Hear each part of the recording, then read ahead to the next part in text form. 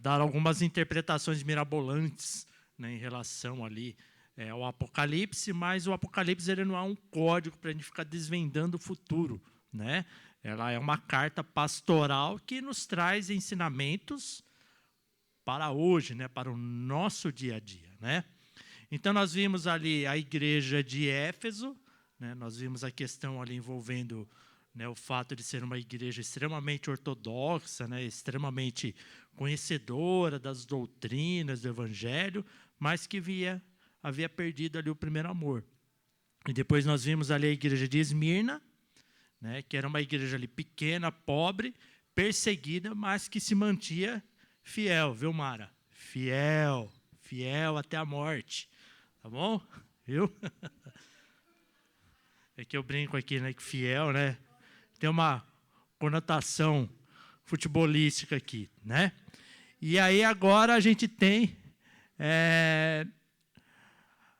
a próxima igreja seria a igreja de Pérgamo. Então vamos lá para a igreja de Pérgamo.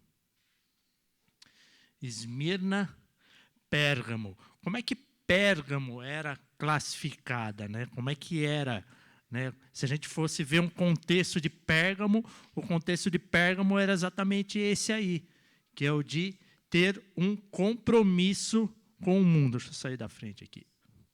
Que era ter ali um compromisso com o mundo. Aí se o Ale já começou a balançar a cabeça. Ele mandou vir para cá. Já tomei bronca aqui. E aí o que acontece? Pérgamo, ela era... O que é? Foi Pérgamo, né, que a gente visitou aquela vez, né? O Pérgamo Museu. Né?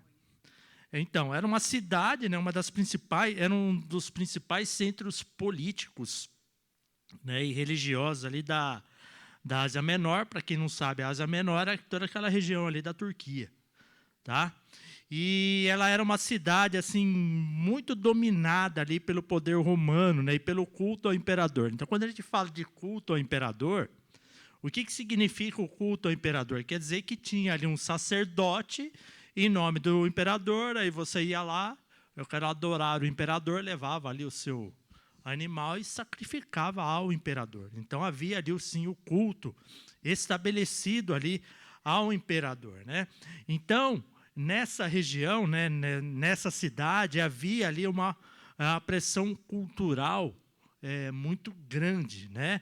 E ser cristão em Pérgamo significava viver assim constantemente pressionado por essa cultura, né, pela cultura da cidade, né, que exigia que você se adaptasse ao sistema ali que havia, né? Então, por isso, no caso de Pérgamo, Cristo, ele chama, né, aquele lugar de onde está o trono de Satanás, né? Não porque lá, que é aí que a gente precisa sempre ter ali um entendimento de que Apocalipse ele é um livro simbólico, né? Então não necessariamente onde fica o trono de Satanás no mundo ali, fica ali na Turquia, ali na região de Pérgamo, está lá o trono de Satanás lá.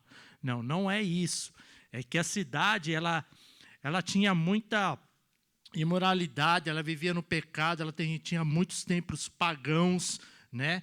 E por isso ali se caracterizava tudo aquilo que era relacionado ali a ações e atitudes, né, de uma cidade ali totalmente contrárias, né, ao ensino de Deus. Então, por isso que ali era chamada de... o lugar ali era designado por Cristo como o local onde estava ali o trono de Satanás. Tá? Vamos abrir lá em Apocalipse, capítulo 2, versículos 12 ao 17. Eu vou escolher um voluntário. Cláudia. Lê aqui, ó. Ao anjo da igreja em Pérgamo, escreva: Estas coisas diz aquele que tem a espada afiada de 2 gumes. Conheço o lugar onde você mora, que é o lugar onde está o trono de Satanás. Sei que você conserva o meu nome e não negou a fé que tem em mim, mesmo nos dias de Antipas, minha testemunha, meu fiel, que foi morto na cidade de vocês, aí onde Satanás habita. Tenho, porém, contra você algumas coisas. Estão aí em seu meio os que sustentam a doutrina de Balaão, o qual ensinava Balaque a armar ciladas diante dos filhos de Israel, para que comessem coisas sacrificadas aos ídolos e praticassem a prostituição. Além disso, estão também aí, em seu meio, os que seguem a doutrina dos nicolaítas. Portanto, arrependa-se. Senão, irei até aí sem demora, lutarei contra eles com a espada da minha boca. Quem tem ouvidos, ouça o que o Espírito diz às igrejas. Ao vencedor darei do maná escondido. Também lhe darei uma pedrinha branca, e sobre esta pedrinha um novo nome escrito, o qual ninguém conhece, exceto aquele que o recebe. Amém. Então, nós vimos ali que a cidade ela sofria ali uma opressão, né? E como o texto aqui relata, né? A gente vê que mesmo diante de, embora a igreja viva, né, nesse ambiente hostil, né, ela permaneceu fiel ao nome de Cristo, né? Inclusive eles enfrentavam a perseguição, né? O que está nomeado aqui no caso de Antipas, né? Mas e eles resistiam ali firmemente, né? Mas o grande problema de Pérgamo não foi, no caso ali, negar a Jesus, né? O problema ele começou ali por dentro da igreja, né? Por quê? Porque a igreja ela começou o quê? A tolerar os ensinos, né? E as práticas, né? Práticas, né? Que comprometiam, né? Ali a sua fidelidade. Então o texto ele cita ali a doutrina de Balaão, né? Balaão, profeta de Balaque, né? Assim, ele tinha muito medo, né, do povo de Israel, então queria que Balaque amaldiçoasse, e Balaque falava, não tem como amaldiçoar, então vamos usar outra estratégia, né? Começa a direcionar ali mulheres, né, do seu povo para que se casem, né, com o povo, com os homens de Israel, para que a gente consiga ali, no caso, né, interferir ali na cultura. E aí você vai fazendo o quê? Você vai fazendo com que o povo de Israel passe a se desviar, né? Por quê? Porque eles vão começar a seguir ali outros costumes, né, através ali da união matrimonial, né, entre os povos, tal, né? Então, o que acontecia era isso. E também ele falava a respeito ali dos nicolaítas. Alguém tem ideia do que são os nicolaítas? Tá certo, Nicolau. Assim, não existe muito consenso, né, em relação aos nicolaítas, né?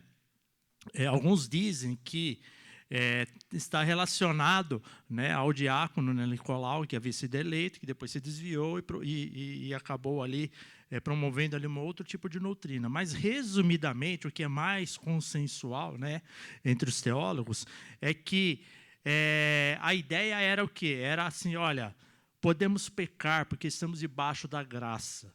Era basicamente isso. É aquilo que Gálatas condena profundamente, que é o que Paulo fala ali e condena profundamente. Porque quanto mais você pecar, mais vai abundar a graça. Ou seja, é uma licença para quê? Para que você possa pecar, fazer aquilo que você quiser, né? Que depois é só pedir perdão para Deus que está tudo certo, né? Mas a gente sabe que a vida cristã, né, ela não é assim, né? O cristão ele não ama o pecado, né?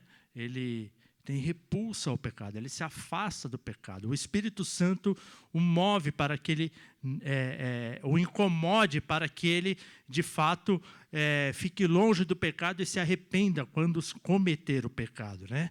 Então, essas eram doutrinas que estavam ali no centro ali da igreja e que estava vendo ali, né, fazendo com que a igreja se tornasse ali, se moldasse, ficasse ali, numa conformidade com o mundo, né? Então a igreja, né, de Pérgamo, ela resistia à perseguição extrema, né? Mas ela começou a fazer o quê? Concessões internas por causa da pressão que havia, né, culturalmente em relação à igreja, né? E aí o que acontece? Toda essa pressão cultural não acabou com a igreja na cidade, né? O que essa pressão cultural começou a fazer? Fazer com que a igreja começasse a fazer o quê? Concessões. Concessões, né? Então, Pérgamo, ela nos mostra um perigo muito atual, né?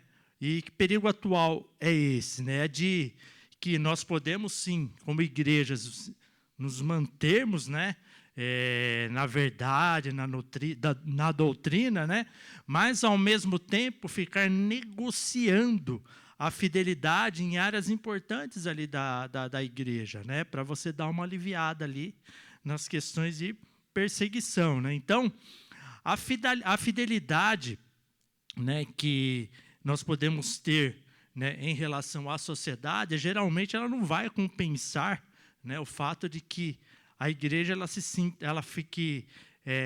ela desvie a sua fidelidade, o seu compromisso com Deus, né?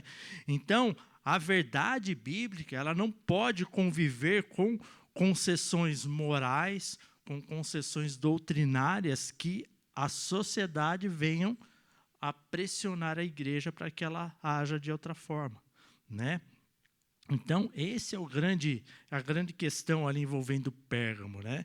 Então, Pérgamo, ela era uma cidade onde o poder de Roma, ele dominava tudo ali, né? E a pressão não era apenas moral, né? Era cultural, era política, era espiritual, e a igreja estava cedendo a isso, né? Então, por isso que havia ali a necessidade de que a igreja permanecesse fiel, né? E permanecer fiel ali naquele contexto era viver constantemente pressionado ao quê? A se adaptar. A se adaptar, né? Então, um dos problemas, os grandes problemas, né, que haviam ali, né, na igreja de Pérgamo, né?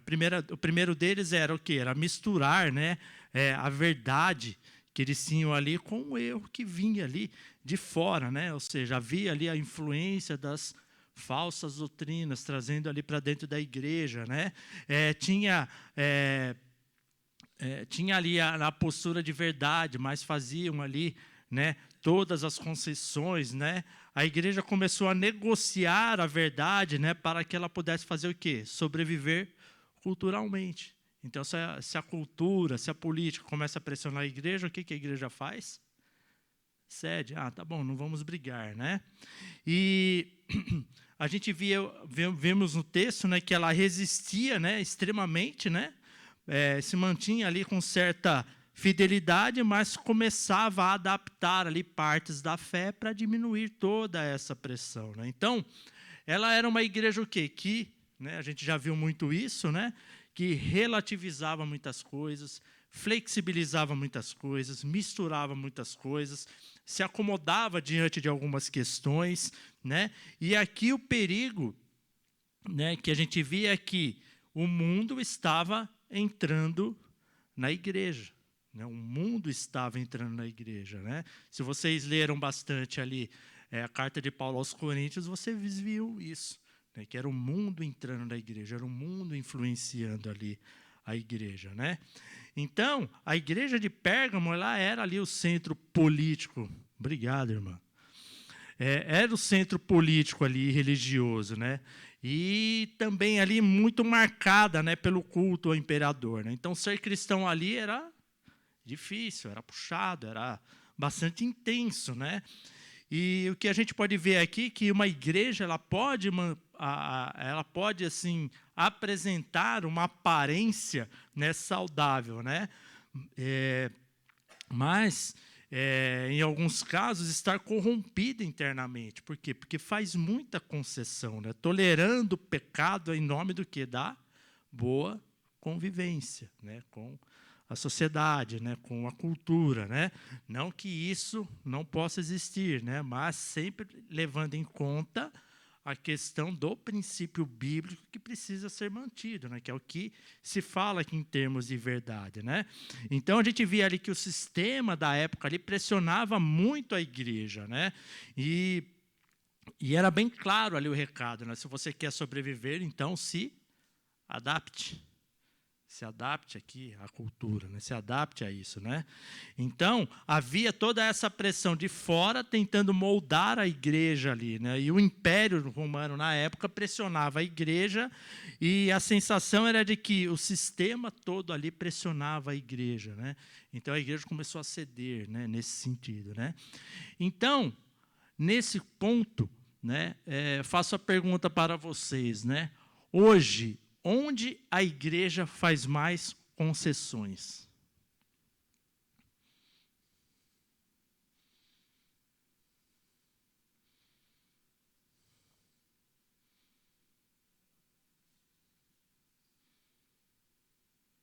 Quem falou alguma coisa?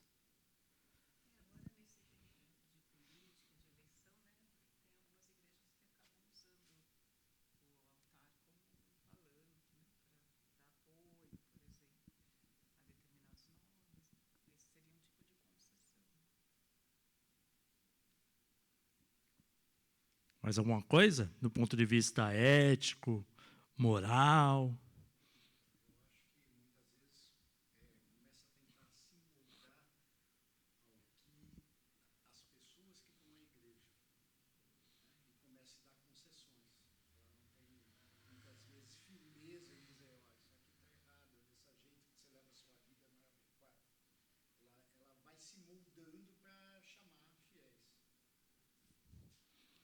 O que mais?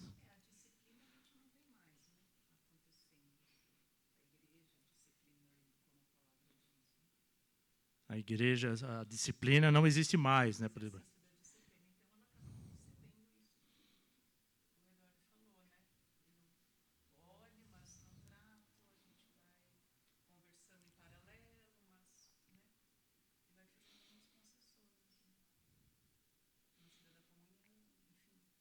Mais alguma? Tem que chamar voluntários? Não. Sim. Isso. O que acontece? Na igreja hoje ela faz concessões, né? Muitas vezes quando ela vai suavizando, né? Ela vai relativizando, né? A verdade bíblica, né? Ela vai relativizando a verdade bíblica, né? Para se adequar o que? À cultura, né? Para que se evite confrontar, né, os pecados claros, né, a igreja ela vai diluindo, né, o evangelho justamente para quê? Para evitar rejeição, né? Então vamos fazer algumas adaptações aqui, né, para que a rejeição ela seja evitada, né? Então isso pode acontecer em qualquer área, né? Na área moral, na área sexual, na área ética, né? Na área doutrinária, né? Ou até mesmo na forma, né? Como é apresentada a fé, né? Às vezes as pessoas não falam mais de pecado, né? Ou seja, o desejo aqui é o de agradar, né? E o evangelho, né, além de salvar, ele é um evangelho que confronta, né, que traz transformação de vida, mas as pessoas ficam só com a primeira parte, né? Ficam só com a primeira parte, né? Então, não confrontar, né, é o principal erro, né? Que muitas vezes acontece nesse sentido, né? Ou seja, não se prega mais pecado, não se prega mais o arrependimento, né? Não se prega mais, né, a verdade, né? Tudo isso fica mudado para quê? Para mensagens, né, de autoajuda, mensagens de prosperidade, né? Mensagens de bem-estar, né? Então, como se Cristo existisse somente ali para atender ali as nossas necessidades. Então, é assim que a igreja ela vai se moldando, né, ao mundo, né, e vai perdendo ali toda a sua credibilidade, né?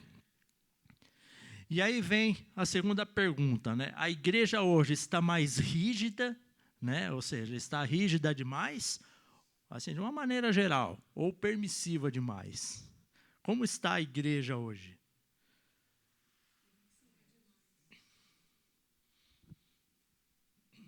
Existe uma linha entre rigidez e permissão? Vocês acham que essa linha existe?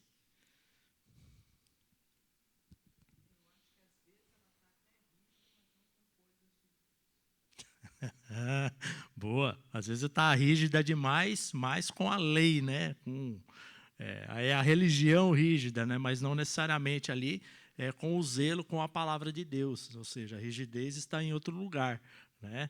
Mas existe sim uma linha, né, entre acolhimento que precisamos fazer, né, em relação ali às pessoas, né, e a conivência. Então temos que tomar muito cuidado com isso, né? Então é, a grande verdade de Deus, né, é acolher as pessoas, é receber com graça, com paciência, né, com compaixão, né? Essa é a questão que envolve o acolhimento. Agora, em relação à conivência, né, ou seja, é tolerar, né, normalizar o pecado, é você realmente fazer essas concessões justamente para quê? Para que você, né, não tenha problemas em ser uma igreja aberta, inclusiva, que é o que as pessoas muitas vezes erram, né? Ou seja, a igreja precisa ser inclusiva, sim, precisa ser inclusiva, né? Mas ela não tem que ser tolerante, né, ao pecado, né? Ela não precisa ter aquela visão ali da normalização do pecado, né? Então, a gente vê que Jesus ele acolhia, sim, os pecadores, ele acolhia, mas o que ele falava?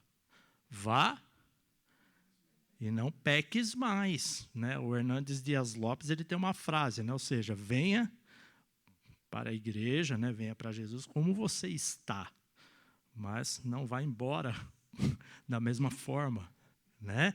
Então essa é a grande mensagem. Então o equilíbrio bíblico está em seguir a verdade de Cristo em amor, né? Ou seja, caminhar ao lado das pessoas, né, que vêm com graça, mas sem abrir mão, né, da verdade, né, do evangelho que realmente transforma as nossas vidas, né? Então a gente precisa entender que o verdadeiro amor ele não ignora o pecado. O verdadeiro amor ele conduz, né, à restauração, né?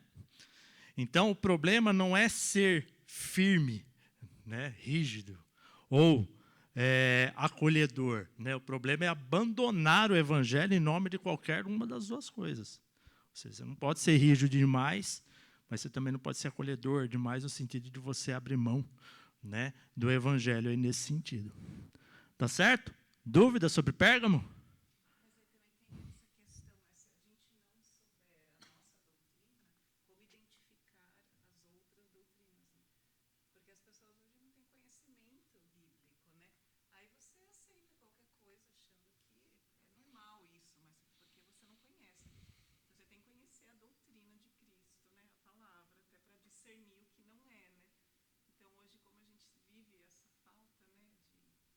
Isso, de profundidade.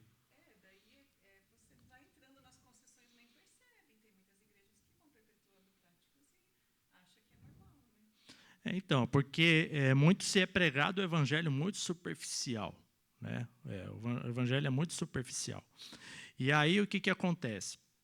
Aí, nesse ponto, o evangelho, ao invés de ser assim algo transformador, né? Esse evangelho ele vira só uma questão assim, de opinião, ou seja, vira uma coisa assim, muito mais pragmática, né, de opinião do que bíblica.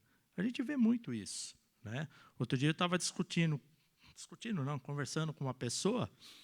E aí a gente via que ela estava sendo extremamente pragmática nesse sentido. Aí eu falei para ela, assim, não, mas a Bíblia ela está falando isso aqui, né? E aí a pessoa insistiu ainda, não, mas a Bíblia está falando isso aqui, né? A gente vê que existe muita opinião, né, em cima, né, das questões de Deus, e não verdades bíblicas verdadeiramente fundamentadas, né? Então, a gente precisa realmente ver ali a questão do Evangelho, né, que podemos ir em qualquer lugar ouvir a palavra de Deus, mas a palavra de Deus verdadeiramente está sendo pregada? Ou a gente está vendo ali um entretenimento, um stand-up ali, né? O cara ali fazendo as pessoas rirem e tal, ele está dando somente mensagens de autoajuda, mensagens de motivação, ele está ensinando a Bíblia, ele está colocando ali realmente a verdade do Evangelho? Será que está realmente acontecendo isso? Né? É isso que nós, como cristãos, precisamos realmente nos atentar. Então, vamos para Tiatira. Voluntário para ler Apocalipse, capítulo 2, versículos 18 a 29. Só um minuto, irmão. Carta à igreja em Tiatira. Ao anjo da igreja em Tiatira escreva: Estas coisas diz o Filho de Deus, que tem os olhos como chama de fogo e os pés semelhantes ao bronze polido. Conheço as obras que você realiza, o seu amor, a sua fé, o seu serviço, a sua perseverança e as suas últimas obras, mais numerosas do que as primeiras.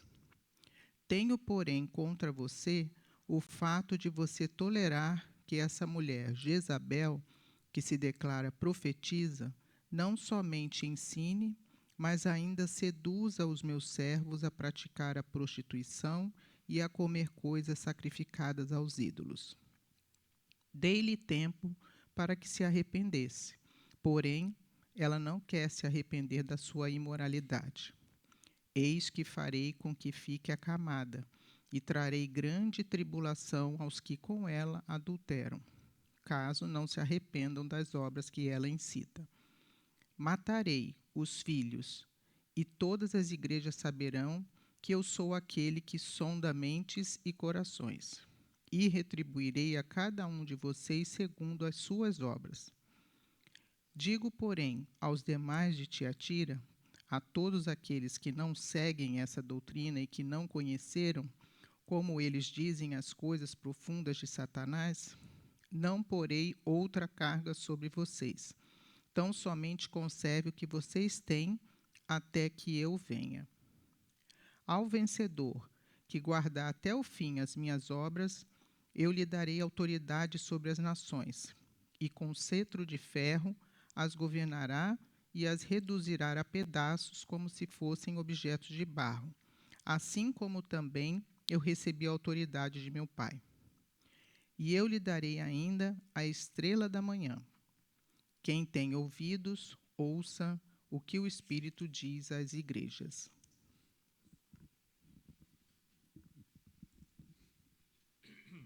Bom, Tiatira, historicamente, ela era considerada uma cidade comercial, né? E eles tinham ali, né, o que a gente chamava de guildas, né, que eram as corporações de ofício, né, os sindicatos, né, da época lá, né, que eram os grupos de trabalhadores, né, e de comerciantes, né. Um grande problema ali era que participar desses grupos, né, normalmente envolvia o quê?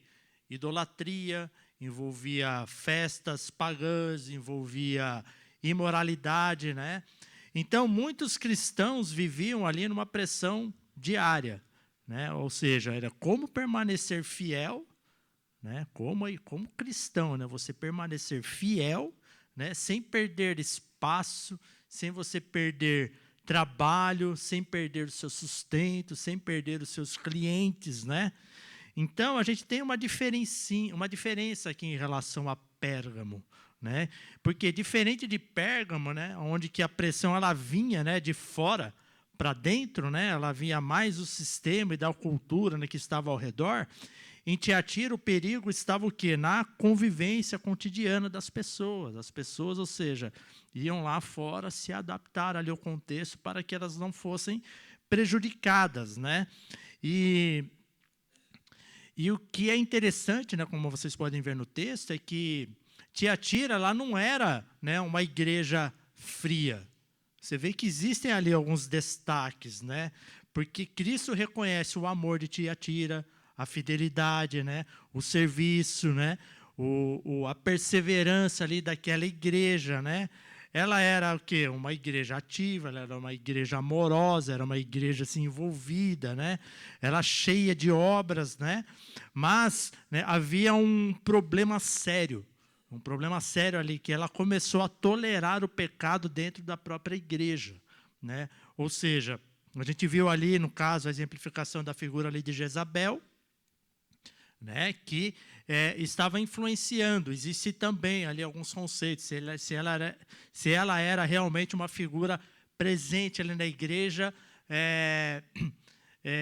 pregando e fazendo com que aquilo ali tomasse uma aparência de normalidade na questão ali das práticas imorais ali que a igreja estava envolvida, né? Ou se é somente ali uma representação simbólica de que, levando ali, no caso, a Jezabel mesmo, né, que era a mulher ali de Acabe, e que ela começou a instituir ali, né, o culto a Baal, ou seja, começou a corromper ali o povo de Israel também, né?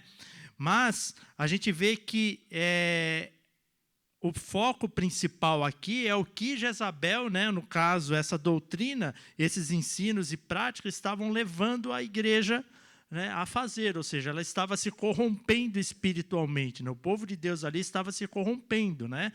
Então, o problema de Tiatira não era falta de amor, era um amor ali sem discernimento, era um amor ali sem discernimento.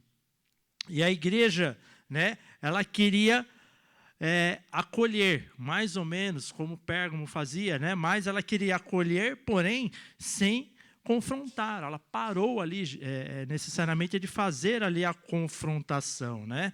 E é aqui que está o grande alerta de Cristo, né? Ou seja, o amor, né, sem, de fato, sem verdade, vira o quê? Permissividade, né? O que acontece quando a gente está educando muitas vezes, né, os nossos filhos, né? A gente ama os filhos, né? Mas às vezes a gente tem que ir lá e corrigir. Ou não, ou deixa ele fazer o que quer, né? Aí a gente está sendo permissivo, né? Porque a gente não quer ver a criança chorando, não quer contrariá-lo, né? Enfim, existem muitas questões envolvendo isso. Então, Tiatira mostra que a atividade espiritual, toda aquela atividade espiritual que eles tinham, né, não substitui a necessidade de haver o que há?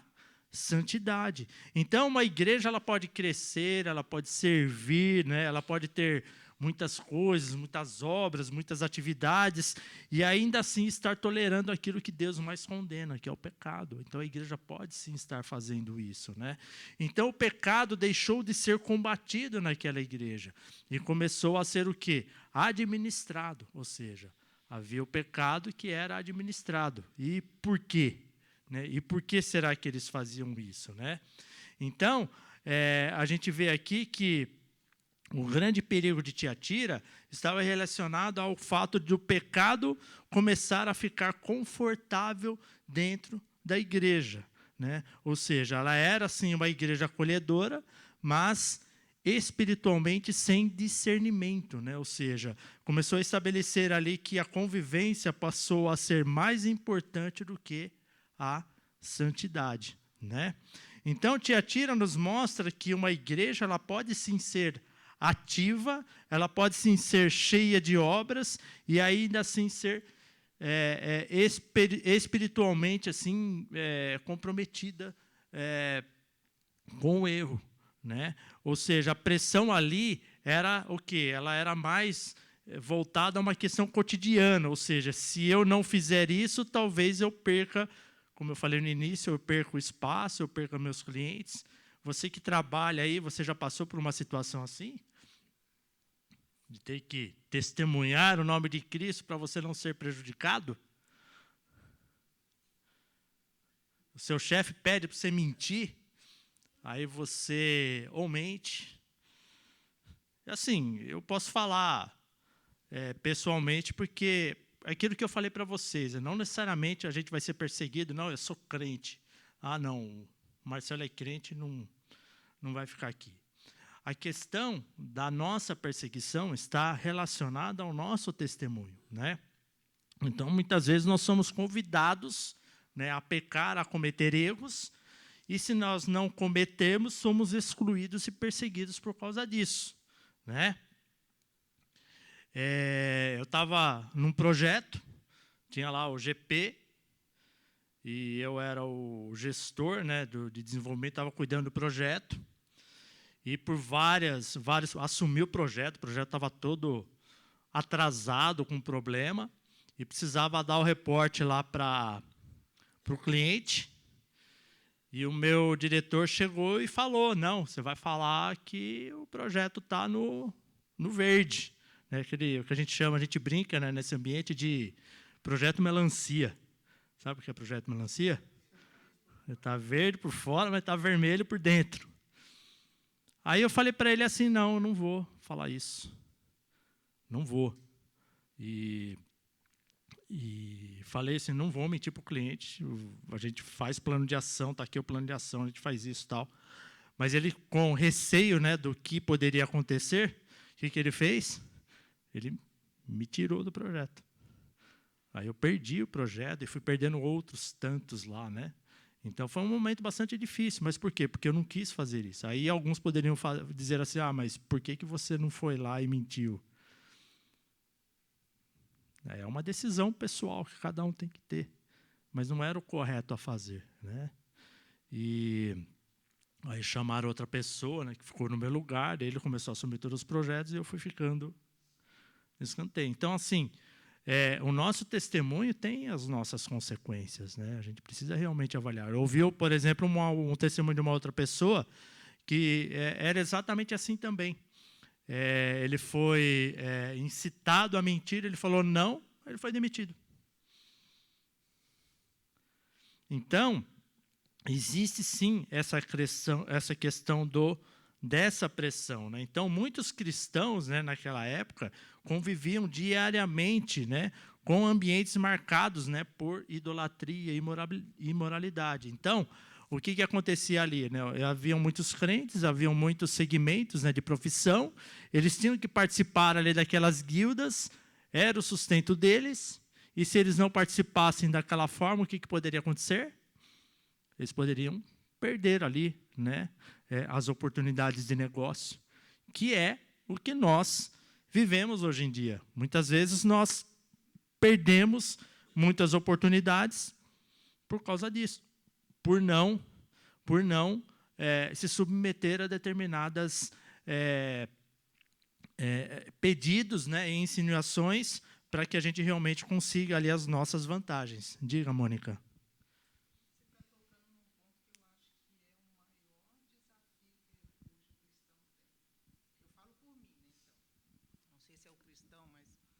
Eu falo por mim, né, que trabalho também em instituições, né? E aí você vê decisões que até tendo a crença no nosso Deus, a gente vê que são decisões que lá na frente vai dar ruim. Uma hora vai dar ruim, né? Porque são decisões que são de ganhos temporários, não são firmados numa pedra angular, né? E aí realmente você tem que fazer uma escolha. Eu quero esse resultado agora. E muitas vezes eu vejo pessoas boas, né, tomando decisões de mas é assim que tem que ser, porque é assim que é, né? E aí eu fico, mas por que é assim que é? Porque é coisa do mundo. E eu tenho trabalhado muito essa questão de levar para o trabalho o alinhamento de propósito. Se uma empresa não está dentro do propósito de Deus, mesmo ela sendo do mundo, não é ali que eu tenho que trabalhar, sabe? Mas eu vejo que o mundo põe esse medo também nas pessoas. Mas se você não aceitar isso, você vai trabalhar onde? Não vai ter lugar para você trabalhar. Mas porque tem pessoas que estão alinhadas no seu trabalho com a pedra angular de Deus. Mas eu vejo um grande desafio. Eu tenho vivido esse desafio nesse momento, sabe? A Mônica citou numa questão ali, se você fizer dessa forma, pode dar ruim lá na frente. Nesse meu caso, né, o gerente de projeto foi lá, fez lá o PowerPoint melancia dele lá, passou alguns meses, aí todo mundo viu que estava atrasado, mas de ver quem foi demitido. Eu fui assumir outras atividades. Então, realmente, às vezes a gente não sabe o que vai acontecer, né? Mas o que a gente vê é que existe, sim, o suporte de Deus, né? E realmente é um desafio.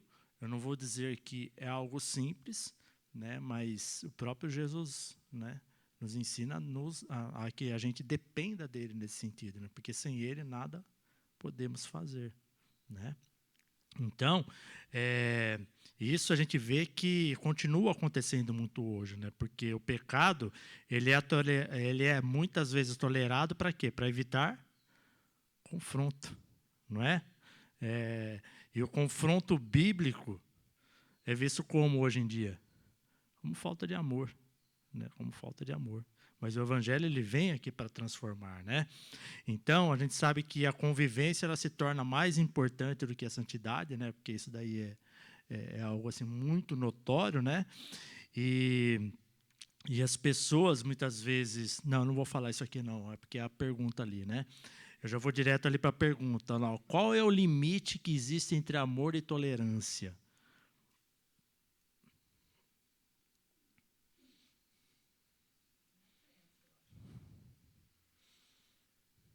É aquilo que a gente acabou fazendo. Assim, Pérgamo e Tiatira, eles têm ali uma linha assim muito próximas, né? A diferença é que você tem ali uma pressão externa, ainda não assumida, e Tiatira você já assumiu, né? Você já está ali, né?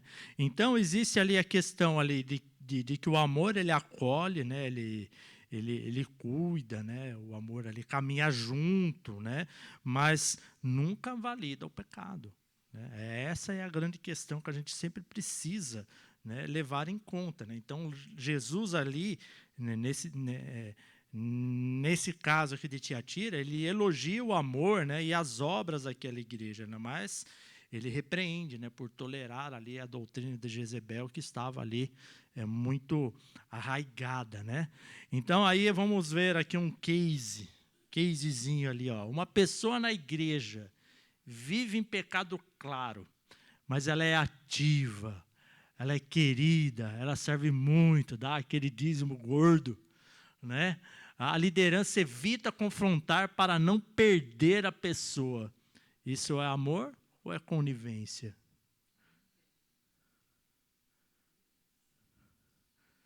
Isso não acontece hoje. Né? A gente vê as pessoas em pecado, a gente evita o quê? De confrontar para quê? Para não azedar ali o relacionamento, né?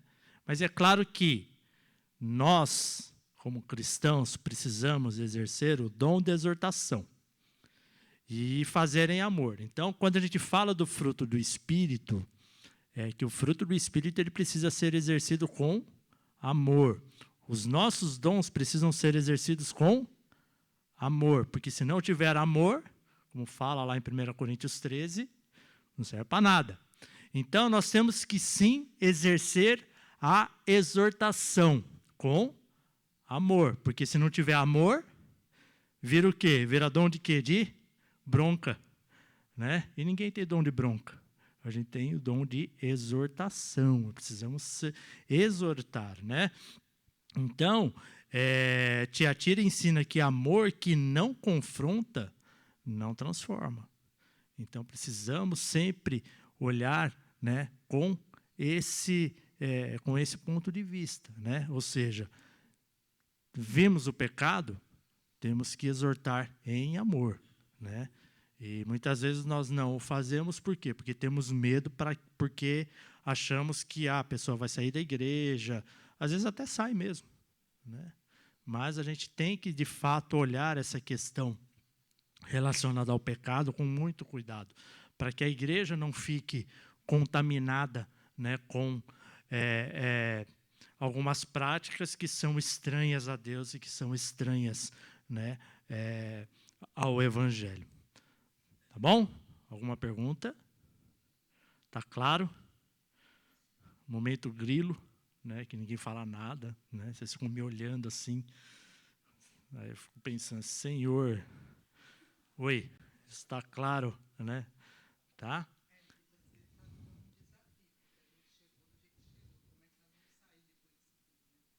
Exatamente. É porque a palavra ela confronta, né? E a gente age de acordo com a misericórdia de Deus nas nossas vidas. E é exatamente isso, né? Se a palavra ela não incomoda, né? Ela precisa incomodar, né? Ela precisa realmente dar aquele remeleixo interno, né? Para que a gente realmente reflita e a gente acerte alguma conduta na nossa vida nesse sentido, né? Porque aí é que vai, de fato, nos mostrar, de fazer com que a gente realmente se mostre como estamos, de fato, andando com Deus e fiéis a Deus e em compromisso com Ele e com uma comunhão legítima com Ele, né? E aí aqui nós temos Sardes, vamos falar de Sardes, e aí na semana que vem a gente termina, tá? Voluntário para ler Apocalipse 3, de 1 a 6.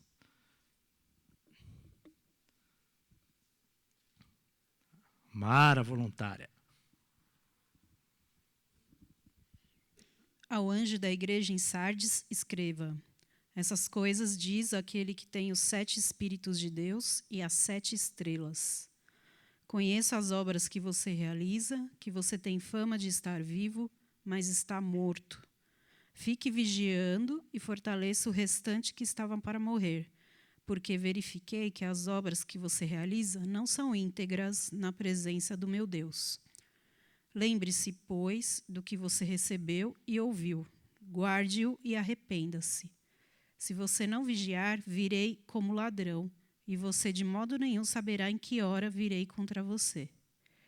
Mas você tem aí em Sardes umas poucas pessoas que não contaminaram suas vestes. Elas andarão comigo vestidas de branco, pois são dignas. O vencedor será assim vestido de branco, e de modo nenhum apagarei o seu nome do livro da vida.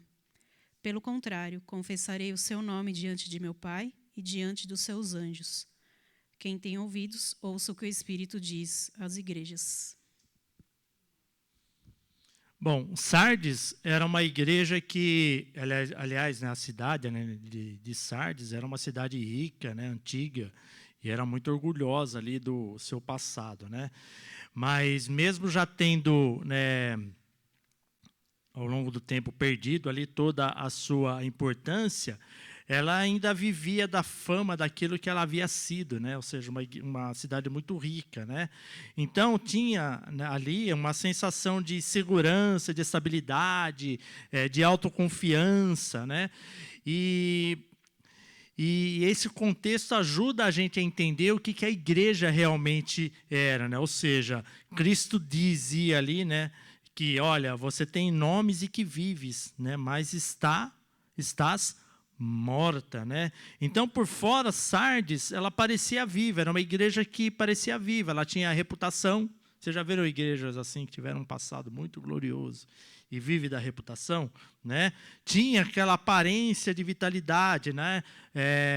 Provavelmente eles tinham ali atividades, eles tinham movimentos, né? Eles tinham ali algum reconhecimento, né? Mas faltava o quê? O principal, que era o quê? Uma espiritualidade verdadeira, né? E é interessante perceber que Cristo ele não acusa Sardes, né, de grandes heresias, né, ou de perseguições, né, ou coisas nesse contexto, né? O problema era outro. Qual que era o problema de Sardes? Era o quê? A apatia, né? Eles tinham problemas ali com acomodação, eles tinham problemas ali com descuido espiritual, né? Era uma igreja que continuava funcionando, né? Mas que havia perdido ali toda aquela dependência viva, né, de Cristo, né? E era uma igreja que a gente via que mantinha ali uma estrutura, né? Mantinha ali a tradição, uma aparência saudável, né? Mas ela estava fria por dentro, ela estava morta espiritualmente, como o próprio Jesus fala, né? Então, a gente vê aqui que a atividade religiosa, muitas vezes que nós vemos nas igrejas, ela não é sinal, né? Não é sinônimo de uma vida espiritual ativa, né? Então, por isso que Cristo faz um chamado para eles se despertarem, né? Para que eles se despertem, né? Não vivam só de aparência, né? E ele lembra, né, do evangelho, né, que a igreja havia recebido, né? Então, nesse ponto ali, ele pedia para que a igreja voltasse a vigiar antes que fosse tarde, né? Porque esse é o recado que Jesus traz às igrejas, né? Ou seja, ele repreende, é forte que eu vou falar. Jesus fere, mas para resgatar, ou seja, ele confronta, mas para que a gente se arrependa e voltemos para o caminho correto, né? Então, a igreja ela tinha ali uma reputação de igreja viva, né? Mas estava espiritualmente o quê? Morta. Tinha uma imagem, né, externa, enganosa, né? Ou seja, era só uma aparência, né? Então, uma igreja ela pode parecer saudável, né, com programas, com eventos, né, com estrutura, né? Mas sem uma vida espiritual ali real, autêntica, né? Saudável, né? Tinha uma experiência espiritual ali que enganava, né? Então, essa era a situação ali de Sardes, né? Então, aí pergunto agora, como identificar ali uma igreja morta?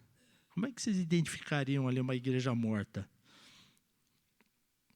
A mais fácil é uma igreja que não abre mais as portas, mas uma igreja que tem o funcionamento, mas que está morta. Fala, mas não faz. O que mais?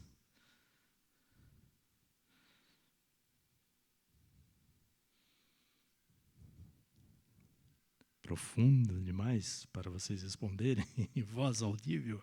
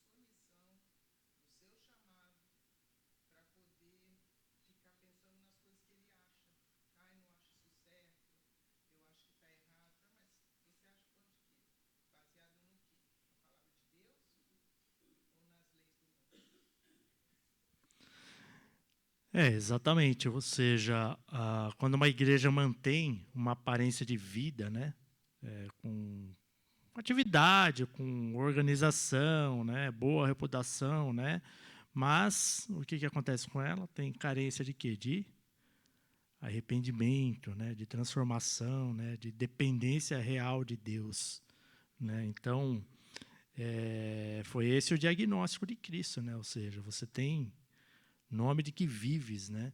Então isso nos chama a olhar, né, que além do externo, né, uma igreja viva é marcada pelo quê? Pela centralidade na palavra de Deus, né? É isso. Então, você quer reconhecer uma igreja que está morta espiritualmente, é saber se ela realmente está centrada na palavra de Deus, né?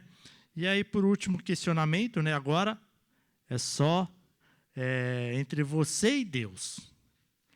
De você e Deus, né? A sua fé é de aparência diante dos homens ou é uma realidade diante de Deus? Entre você e Deus. A sua fé é real ou é só aparência? Né? Aí uma pergunta mais contundente aqui. Você ora quando você precisa ou você ora porque você tem comunhão com Deus? Entendem o ponto?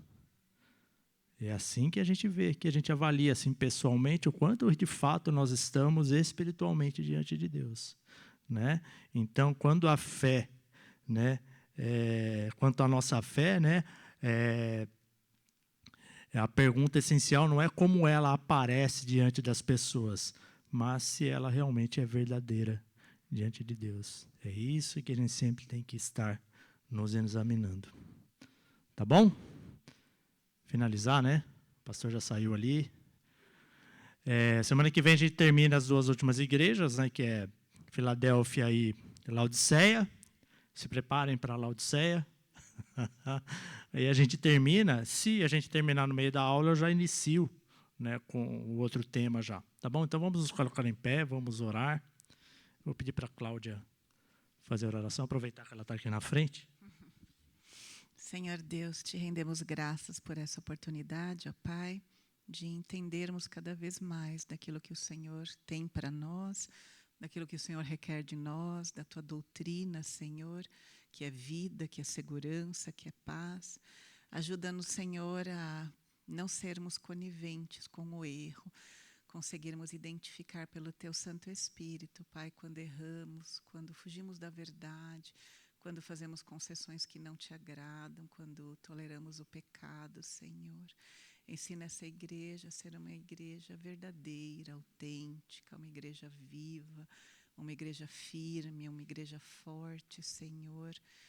Uma igreja comprometida contigo, Senhor. Abra os nossos olhos, ensina-nos, ajuda-nos a aceitarmos a correção, porque o Senhor é um Pai de amor que corrige os teus filhos, ó Pai.